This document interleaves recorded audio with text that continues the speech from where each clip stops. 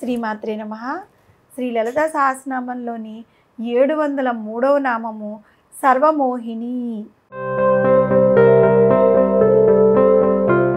ఈ నామానికి అర్థం ఏంటి అంటే, సర్వ అంటే సర్వులను అంటే అందరినీ, మోహిని అంటే మోయింపచేయునది అని అర్థం. జగన్మాత తాను సృష్టించిన సకల విశ్వంలోని జీవరాశులు, రాక్షస దేవతాగణాలను కూడా మాయలో ముంచివేస్తూ ఉంటుంది.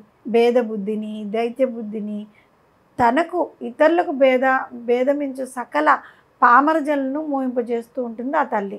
పరబ్రహ్మ స్వరూపునైన జగన్మాత మాయాహేతు. కూర్మ పురాణం నందు ఏం చెప్పింది అంటే, ఈ పరాశక్తి నా రూపం కలిగింది, నాతో నిండి ఉంది, బ్రహ్మరూపిణి, మాయాస్వరూపిణి, అనంత నాచే జగత్తులు మోహితములగుతూ ఉన్నాయి. దేవ అసుర మనుజులతో కూడిన ఈ జగత్ అంతటిని మాయాశక్తినైన నేను మోహింపచేయుచున్నాను. ఈ జగత్ అంతటిని పుట్టించుచున్నాను, వదులుతూ ఉన్నాను అని కూర్మ పురాణంలో ఉంది. ఒకసారి దేవి హిమవంతునితో ఈ విధంగా చెప్పిందనమాట.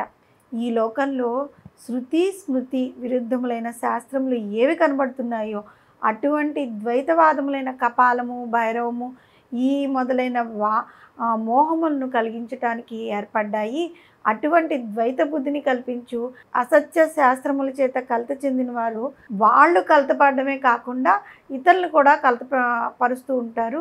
వీరి జన్మాంతరం మందు మోహము కొరకే ఈ శాస్త్రాలు నా చేత సృష్టింపబడ్డాయి అని చెప్పిందనమాట. సూత సమేత యందు జగన్మాత ఏ విధంగా వివరించిందంటే, నా అనుగ్రహ రైతులు పాపిష్టులు, మాయ చేత మోహితులైన వారు జన్మ నాశనాదుల చేత పీడింపబడిన వారే ఉంటారు. ఆ విధంగా ఉండి నన్ను తెలియలేకుండా ఉన్నారు అని చెప్పింది. లలితా త్రిపుర సుందరి ముల్లోకాలను మోహింపచేస్తుంది అని చెప్పుకున్నాం కదా. జగన్మాతను ఆరాధించి మోహభావమును వీడినవాడు ఆమెలో ఐక్యమైపోతూ ఉంటారు. జీవుడు వేరు, పరమాత్మ వేరు అనే భావన కలవారు ద్వైతులుగా వ్యవహరింపబడుతూ ఉంటారు. అటువంటి వారు ఆ తల్లి చేత మోహింపచేయబడతారనమాట. అజ్ఞానామృతం జ్ఞానం అంటే అజ్ఞానం చేత జ్ఞానము ఆవరింపబడుచున్నది, కప్పివేయబడుచున్నది. ఎప్పుడైతే జ్ఞానాన్ని అజ్ఞానం కప్పివేస్తూ ఉంటుందో ఈ మోహమాయల్లో పడిపోతూ ఉంటారు. ఈ సమస్త విశ్వంలో సర్వ వస్తువుల్లో పరదేవత అమ్మవారు వాటి వైపు సర్వులను ఆకర్షింపబడేటట్లు చేస్తూ ఉంటుంది. మనము మన జీవితకాలంలో ఎన్నో వస్తువుల కోసం, ధనం కోసం, మన అవసరాలకు మించి తాపత్రయపడుతూ ఉంటాం కదా. రాత్రి పగళ్ళు కష్టపడి వాటిని సంపాదిస్తాం. కానీ అవి కలకాలం మనతో పాటు ఉంటాయా? ఉండవు కదా. మనతోనే వస్తాయా? ఉండవు కదా. ఈ మాయా మోహము అటువంటి మోహాన్ని కలుగజేస్తూ ఉంటుంది ఆ తల్లి. మనందరికీ మోహాన్ని మాయలో మనల్ని పెట్టేది ఆ తల్లి. బ్రహ్మజ్ఞానాన్ని పొందిన వారు ఈ ద్వైత భావాన్ని, మోహమాయలో పడకుండా అహం బ్రహ్మాస్మి అనే భావన కలిగి సమచిత్తతో ఉంటూ ఉంటారనమాట. ఆ విధంగా కానివారు ఆ వస్తువులు నావి అనే మాయలో లోబడి మోహాన్ని పొందుతూ ఉంటారు. ముందుగా జగన్మాత ఈ మోహానికి తన భక్తుల్ని గురి చేస్తూ ఉంటుంది. మనకి ముఖ్యంగా ఇందులో తెలుసుకోవాల్సింది ఏంటి అంటే, ఎగ్జాంపుల్గా చెప్పుకుంటే మోహిని అవతారము. క్షీరసాగరం మథనం జరిగిన తర్వాత అందులోంచి అమృతం వచ్చింది కదా. దేవతలు రాక్షసులు ఇద్దరు నాకంటే నాకు అని చెప్పి గొడవలు ఆడుకున్నారు. అప్పుడు మోహిని అవతారం విష్ణుమూర్తి ఎత్తి వాళ్ళని మోహులు చేశారు. దైత్యుల్ని మోహింపజేసి దేవతలకు పంచిన అమృతమేమో దేవతలకు పంచారు. ఈ విధంగా మోహింపచేసి అటు దేవతలకి అమృతాన్ని ఇచ్చారు, ఇటు రాక్షసులకు మాత్రం అమృతం కాకుండా మామూలు పానీయాన్ని ఇచ్చారనమాట.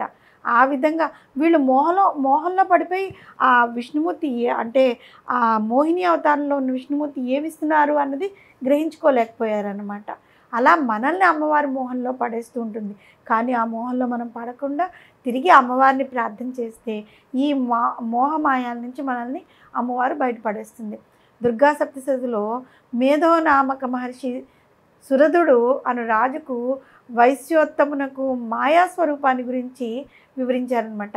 రాజా, ఆ పక్షులను చూడండి, అవి స్వయంగా ఆకలితో ఉన్నప్పటికీ కూడా తాము తెచ్చిన ఆ ధాన్యపు గింజల్ని పిల్లలకి పట్ల మోహవసులై తమ పిల్లల నోటేందు వస్తున్నాయి. అంటే ఎక్కడెక్కడో గింజల్ని వెతికి ఆ గింజల్ని ఏరుకొచ్చి పిల్లలకి నోట్లో పెడుతూ ఉంటుంది. అదే కదా మోహము మాయ అంటే. ఈ విధంగా మానవులమైన మనం కూడా బిడ్డల మీద ఎంతో కోరికతోటి అభిలాషతోటి ఉంటూ ఉంటాం. అదే మహామాయి యొక్క ప్రభావం చేత వారు మమత మోహము అనే ఈ సుడిగుండంలో పడిపోతూ ఉంటాం. ఈ మహామాయ విష్ణుదేవుని యొక్క యోగి నిద్ర అనమాట. ఆమె చేతనే ఈ జగత్తంతా సమ్మోహితమవుతూ ఉంటుంది. ఆ మహామాయే జ్ఞానులమైన కొంతమంది జ్ఞానులు ఉంటారు కదా, వాళ్ళ యొక్క మనస్సులను కూడా ఆకర్షించి మోహగ్రస్తులను చేస్తూ ఉంటుంది. ఆ మహామాయే మోహితులయ్యే మధుకైటభ రాక్షసులను విష్ణు భగవాన్ చేత ఓడించింది. మహాజ్ఞాన రూప జగత్ సృష్టి కాలమున సృజన శక్తిగాను, స్థితికాలమున పరిపాలనా శక్తిగాను, లయకాలంలో సంహరణా శక్తిగాను ఉండి మహాబుద్ధిగా, మహాస్మరణ శక్తిగా, మహాభ్రాంతి రూపంగా ఉన్న మహాదేవిని సర్వమోహిని అనే నామంతో స్మరిస్తూ ఉంటే అందరినీ అమ్మవారు మాయలోను మోహంలోనూ పడేస్తుంది.